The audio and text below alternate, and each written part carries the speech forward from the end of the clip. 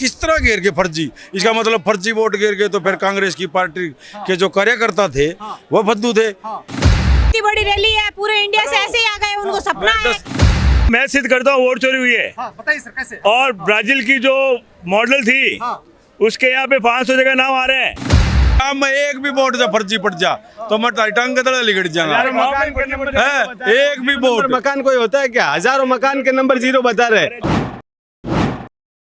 आप इस रैली में आए हैं तो आपका मेन मकसद क्या है?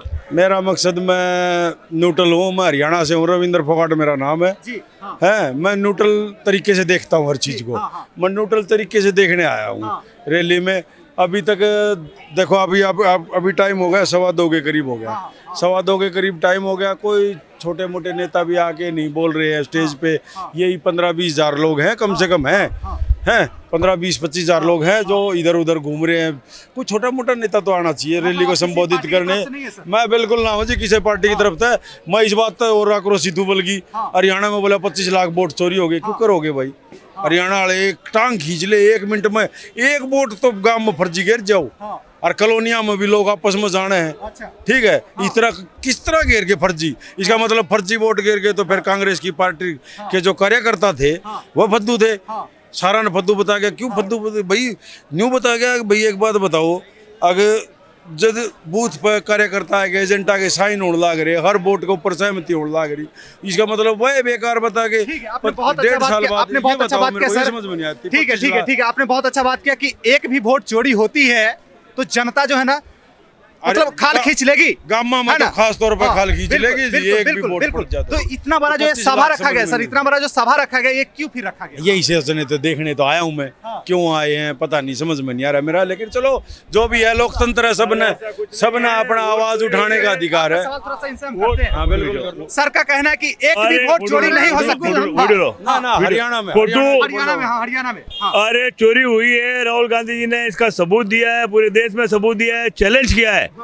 और सबूत के साथ उन्होंने प्रेस कॉन्फ्रेंस की और चैलेंज किया है चुनाव आयोग को, प्रधानमंत्री मोदी को, अमित शाह को, पूरी सरकार को कि आप हमारे को सिद्ध करके बताओ। मैं सिद्ध करता हूँ वोट चोरी हुई है। बताइए सर कैसे। और ब्राजील की जो मॉडल थी उसके यहाँ पे 500 जगह नाम आ रहे हैं।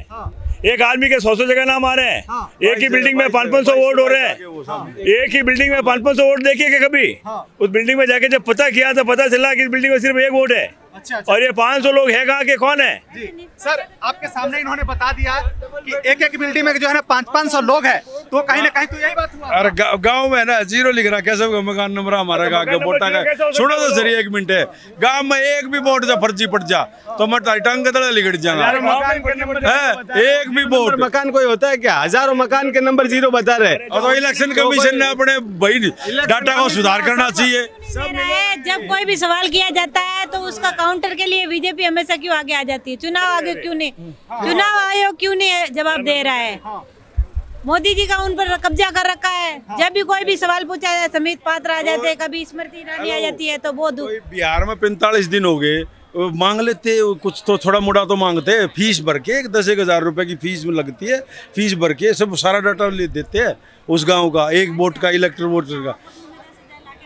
हाँ तो दे देना। हाँ 45 दिन के अंदर देना। हम इनका जो कहना है मैम, एक मिनट आपका हम बात बहुत अच्छे से रख देते हैं मैम। 1 मिनट। ज्यादा एजुकेटेड है और आपसे ज्यादा उनको नॉलेज है कैसे किया जाता है और कैसे नहीं किया जाता है। हाँ तो बिल्कुल आपको बताने की आवश्यकता नहीं है। देखिए इनको बताने की आवश्यकता नहीं। 1 मिनट सर, इनको बताने की आवश्यकता नहीं। आपकी तरह ये भी जनता है, इनका भी अधिकार है बोलने का, जैसे आप बोल रही हो।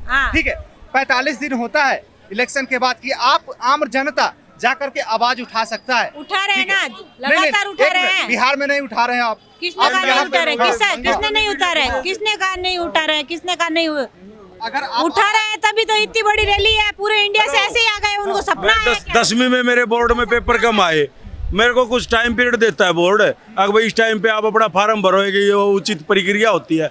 मैंने कह दूंगा बोर्ड में, मैं 10वीं करे, मैंने आज 30 साल हो गए, मैंने कह दूंगा जाओ भाई मेरी 30 साल की पहले की मार्कशीट काटो। अरे एक टाइम होता है, टाइम प्रक्रिया के दौरान आप चीजें करो, हर चीज है आपकी सुनी जाएगी।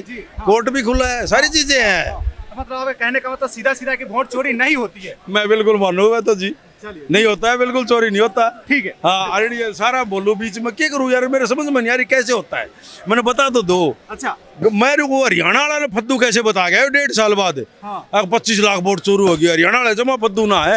एक वोट को पढ़न दे जी, फिर बोलूँ हाँ। गांव में आ जाओ, एक वोट किसा हो गिरवा के दिखा दो, जी जी ना पड़े जी। अब देखिए फॉरवर्ड आदमी है। इसी रैली में कुछ लोग ऐसे भी हैं जो कि सिर्फ देखने आए हैं। देखने के लिए आए कि यहाँ पे व्यवस्था किस टाइप से कैसे क्या लोग आ रहे हैं। लेकिन यहाँ पर भी जो है ना कुछ लोग हैं जो बोल रहे हैं कि वोट चोरी नाम का कोई चीज नहीं है, सिर्फ अफवाहें हैं। अब आप लोगों से रिक्वेस्ट है कि आप लोग भी जनता हैं, देखने वाले व्यूअर है, आप लोग भी सब कुछ समझते हैं, तो आप लोग बताइएगा कि एक्चुअल में क्या वोट चोरी होती है या नहीं होती है, जरूर बताइएगा। धन्यवाद।